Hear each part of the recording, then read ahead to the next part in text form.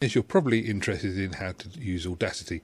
Well, I'm not an expert. I use it a lot, and I use it specifically for what I use it for. So I can give you a couple of pointers and you can see if you can make any use of it. I'll show you what I use it for, and well, one of the things I've used it for, and you can see if it makes anything any easier for you. See if I can bring up on here the screen that's got Audacity on it. So let's see where we go. Whee, there it is. Right, okay. So what we've got there is an Audacity screen. It's just raw at the moment, and I thought I'd just step you through what I have done. This is the latest version of Audacity. I'm not particularly impressed with the fact they've made it a little bit more sophisticated and a little bit more difficult to use. One of the things you've got to be careful about is that you get your recording and playback devices set right. I've got microphone sound mapper set up as being the output, and I've got stick mic as being the input. I don't use it for recording, that sort of thing really, and I've got various channels and things set up and audio. One of the problems people have with this new version is that you can have headphones set up as an output, you can have speakers set up as an output on your system, and if the two don't match you end up with all sorts of weird things happening. So I've got mine set up so that Audacity is working off the Windows standard rather than doing its own thing, because I didn't like the fact I had to keep switching the headphones on and off. It's just possibly just me, but there we go. Right, what I was going to do is introduce you to a file which has been up on my channel for a while now, but just show you how we got to it, because somebody made a comment that there was a sound on it, which he was quite right. So I thought I'd have a look and see, and I can show you guys how this sort of thing can happen and what you can do about it, because anybody who's tried digitalising audio will find that it's not as easy as you think. And I've seen a few comments on various things about Audacity and the fact that it's because they don't know how to get the sounds out that they expect, and they don't understand how it works. Well, I'm not an expert on it, but I can get some things to work sort of the way I want them to. So what I'm going to do is I'm going to import a file, or open a file in this case. Click on open. It's a raw file that I've recorded straight off here we go. I've recorded it straight off a disc, and if you've seen my video on recording from the Crosley, you know what I'm on about. So that opened it up in the wrong window, but no, we shove it over there. And right, so now what you should have here is this file is visible. I'm going to drag it down just so we get to see more of it. Now this is the original recording as it came off the disc of when, and quick play. Now will you be able to hear it?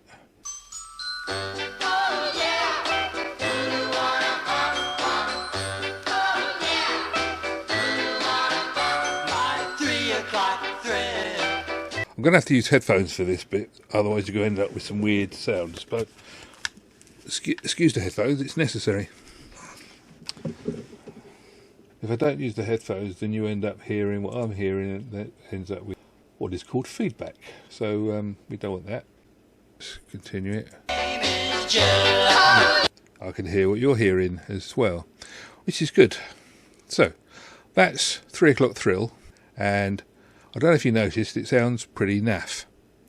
Now the reason it sounds pretty naff is because it's come straight out of the headphone socket on that Crosley Music Centre, and the RIAA and whatever else is not set right on that thing. It sounds okay on its own speakers, and that's because its own speakers are pretty naff. And they're pretty lacking in high frequencies, so the tinniness isn't there, and they're a bit sort of mellow. So you've got sort of a woofily low frequencies. You turn it up, it sounds what I would describe as pleasant. There's nothing more than that. But because of the way this works, when you feed that out of the headphone socket, which is where this is taken from, you end up with this, which is, well, you heard it. I'll just play it again.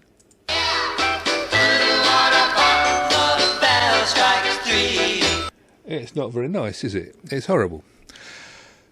So if you were doing that and you were trying to get your beloved records onto some form of digital storage, A, you'd be blaming the digits, and B, you'd be blaming everything else, because and Audacity would be one of them. Why is it so bad? Well, let's see what we can do about it. I've done this before, but we know it was the RIAA, but also it's the fact that it's a stereo output and it's a stereo cartridge and it's a mono record. It's a 78, so let's see what we can do to get around that problem. Now, why is it the fact that it's a stereo cartridge a problem? Let me just show you something. There is a function on here. If I separate the tracks, see if we can get this into mono. So if we go, click on to here where it says open menu. This is one of the new features. It's got menus here. Split stereo track. Okay, split stereo to mono. No, we just want to split it so that it's not stereo anymore. Click. Right, what we've got here now are two mono tracks, which means that I can select them separately and they do their own thing. So they are still the left and right, they are still in the same place as they were originally, but they are there. Now, also what I want to show you is, and this is, see, if you get two tracks and you invert them, they will cancel out.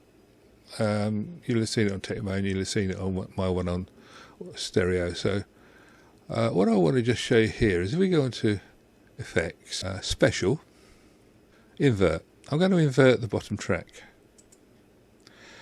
Now, you may have noticed it was just a slight movement there, but nothing much, doesn't look very much different now.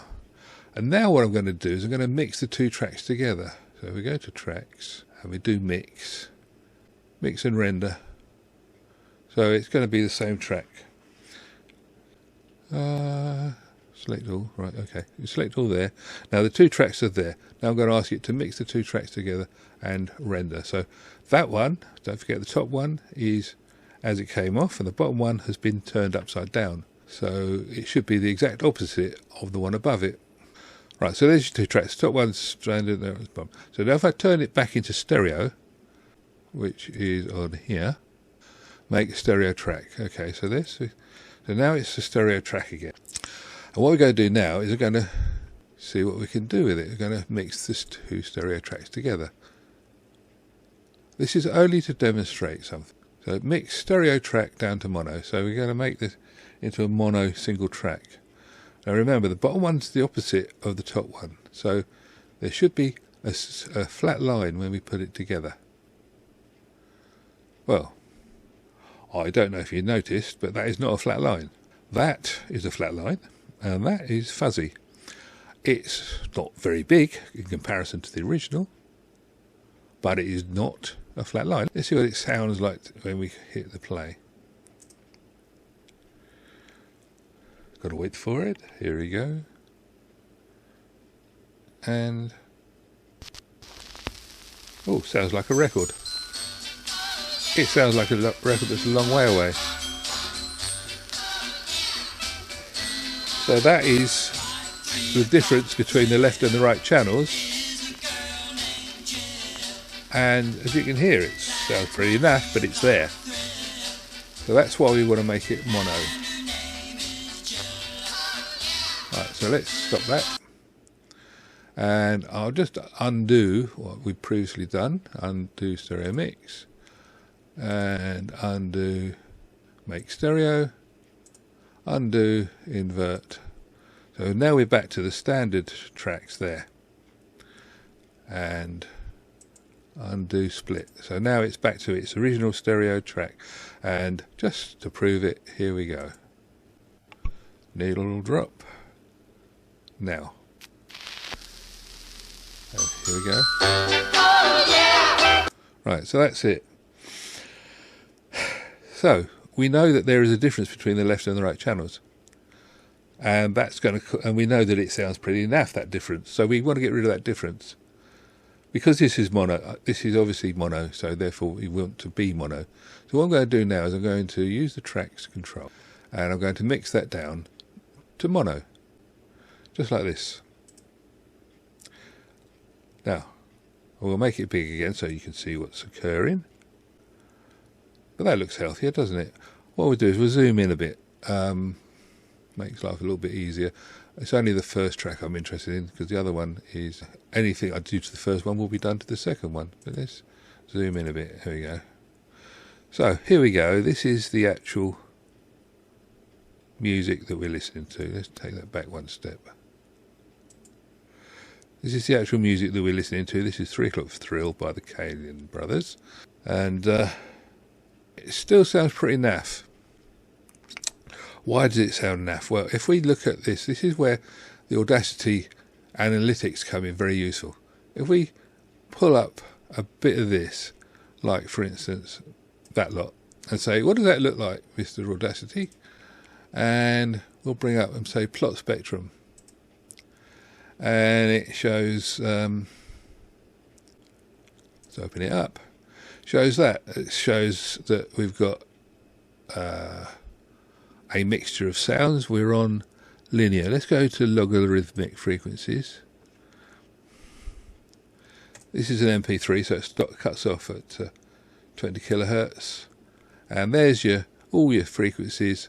And you can see here that between basically 0 and 100 hertz, there's a little bit of a pulse there, but we're at minus 36 dB. So anyway, that's what it looks like.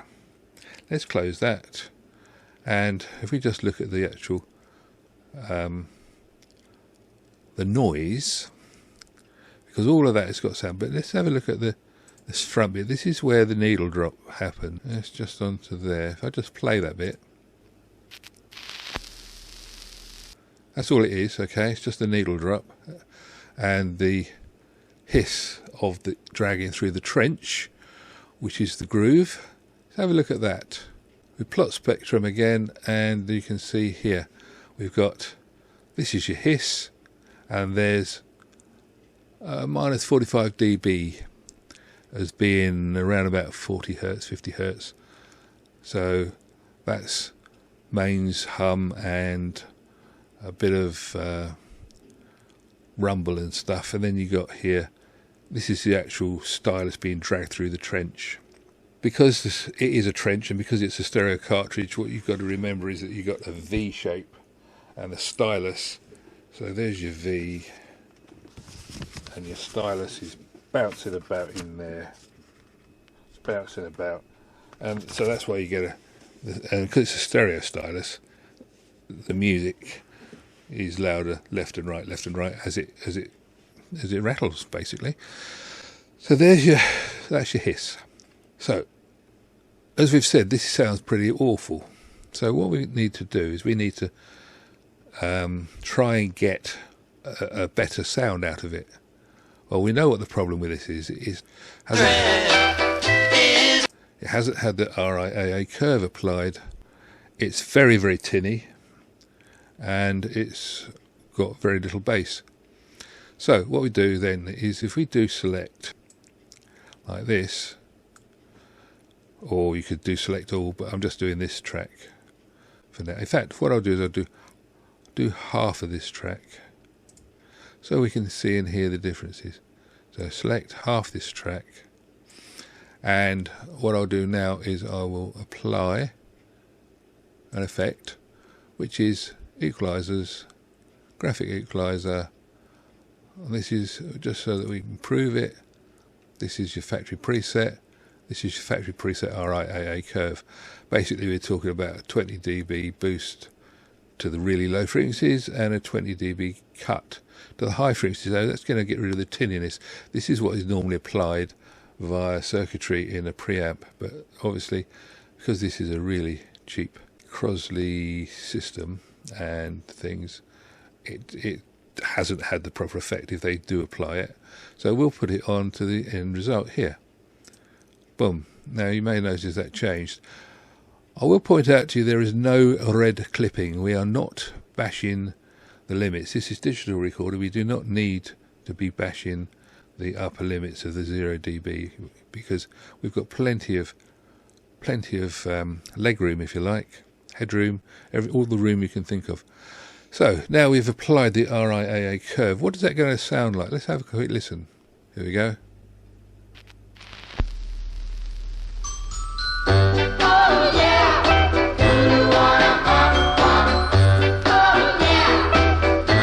That sounds pretty amazing, doesn't it? So where did we change over? Around about here, I think. So should have marked it, shouldn't I? Let's play from about here.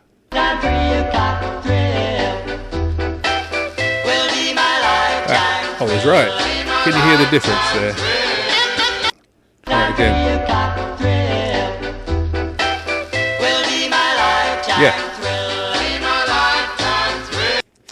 So that's it. I mean, in essence, that's it. And that's what I did to get the tracks onto posts that I've already done. But I did have a complaint, and what I hadn't picked up on it because I was using headphones. These headphones, which are quite good. And being old school, I remember record players and things, and I was just trying to get this stuff up. And gentleman has commented that there's a hell of a lot of what he questioned was it an earth loop? Well, it wasn't, but I can understand why he was asking, because he's using headphones to listen and wanted to enjoy the moment, and his headphones came screaming to him that there was some hum. Now, we looked at this before, and I'll show you this again. This is the needle drop part, just to play it.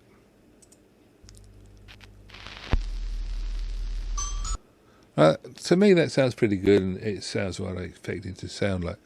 But the gentleman's right. There is something not quite right about it. So this is why I've done this video, to show you how Audacity can allow you to do things. Because look, we look at here now, plot the spectrum. Do you remember we saw this before? This is the needle drop section that we had, and I'll probably bring back the other picture as well. But you see here, we've got around between 0 and 50 hertz. We've got a signal which is coming in at minus, because what happens here, you've got this tracer runs along, and they've got a little number above the thing here. It says peak. So I can say that peak there is minus 49 dB, and that peak there is minus 48 dB, and this one here is minus 48 dB, so it's obviously the same sort of height. But then you look at here and you think, well, hang on, so this is what the comment was. This is at about 12 hertz, minus 24 dB. Let's bring it back this way a bit. And see if we can get it to update. Why is it not updating? Right, okay. It's just saying that it's a minus 24 dB. So that's really very loud compared to that. That's because 10 dB is 10 times. So that's 48. And that's 24. So that's 100 times louder than there, which is not what you want. So the cursor is saying, all right, 48 hertz, minus 26 dB, 27 dB. It's really not very good figures in terms of that. Now, you can't hear that, and you probably have, if you're listening to this on a phone, you won't be able to hear it. My PC speakers didn't pick up on it, my headphones did, but being old school, I just expected it to be like that, and that wasn't what I was listening for. So that there is a problem. Now, this is why I've done this video. What can I do about that problem? Well, I can do something about it. Now I know what it is, and it's basically it's 48 hertz, 47 hertz, to try and get that down, don't I? And I can do that by, we've put the RIAA on, but there is a thing on Audacity where we can actually do this. If we bring up the effect again, got a thing on here, EQ and filters, which is where we found the RIAA, and there's a thing called a notch filter. So if we use the notch filter, we can set this up. They use technicalities. Q is referred to here. It's a technical term. It means the width. As you can see, it says higher value reduces width. So if we got a Q of 1, I don't know what the scale's on here, so we go for a Q of 10. It's going to have a different effect. So we'll have a look at that. We'll apply. We're only looking at this bit here. We'll apply we currently just got the graphic. Now, what I'm going to do is I'm going to go onto the effects, EQ, notch filter, make sure the settings are what I left it at, which is 40 Hertz, and we'll go for a Q of 10, which means it's very precise in comparison to a notch of 1, and I'll hit apply. Now that's brought that right down there. So let's have a look and see what that looks like now. Go on to analytics. That's now at -30, and it says here that the 50 Hertz is -30 dB, so it's brought it down quite a bit. Okay, close that. See what it sounds like.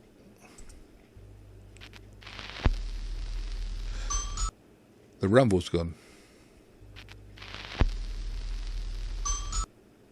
The rumble has gone. So let's see if we apply this to the whole thing. Let's undo, first of all. Now, one other thing you have to remember with this is you have to undo the little test bit you did. So we'll do the whole thing now, and we'll reapply the notch filter. Just checking it's the same thing. I'm just being pedantic here, but we'll go for there. Right, so now this is the new notched version of this tune. 2, 3, go. Oh yeah, you wanna oh yeah, you wanna my 3 o'clock thrill is a girl named Jill. The rumble has gone. If you've been able to detect it, it has gone. And just to show you, if we zoom in on the needle drop and the first bit, which is what we were looking at before. So here we've got, this is where the rumble was. If we turn off the notch filter for the rumble, you can see all of that comes back, and the whole of that track. Let's reapply it. So just watch that again. So that's with the rumble, that's without the rumble. And that's really it. So anything else you wanted to do, you can do with Audacity. You just have to know what you're looking for and why you're looking for it. Hope that's been of some interest and possibly of some help to some people. If you want any guidance on Audacity, I am not an expert, but I do use it a lot for what I use it for, and I may or may not know the answer to a question that you've got, but I may be able to point you in the right direction and maybe give you a thought process that will allow you to get the results you want. There is lots of things it can do. You can slow stuff down, you can speed stuff up, you can make it phase, you can make it echo, you can make it do all sorts of things. You can even pull, to a certain extent, voices out of audio tracks if you know what you're doing. And yeah, it's a good piece of kit. Anyway, if you found that of any use, maybe you'd like to boop the like button, or if you possibly think that you might stumble across something on my channel that's really useful, maybe you'd like to subscribe. And if your friends, maybe you'd like to get them to subscribe as well. Let's try and get it out there. Anyway, that's it. That's the one for now. So I hope that's been of use to you, and catch you another time. Cheers.